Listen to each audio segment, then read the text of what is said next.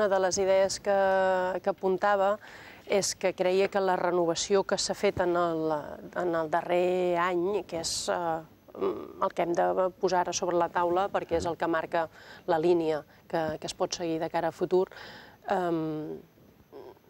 no havia produït el balanç positiu que molts esperàvem. Aquest simbolisme, probablement un any després, ha denotat que els resultats esperats no s'han vist a la pràctica. Crec que ens sobren masses etiquetes.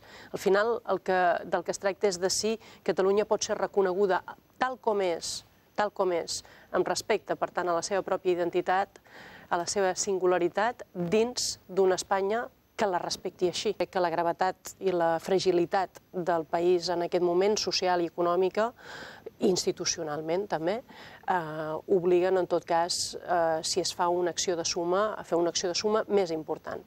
Una suma de 4 forces no m'hauria semblat gens malament, crec que hauria estat un bon gest, i més veient les actituds que arriben per part del govern de l'Estat, per exemple, en temes de la llengua.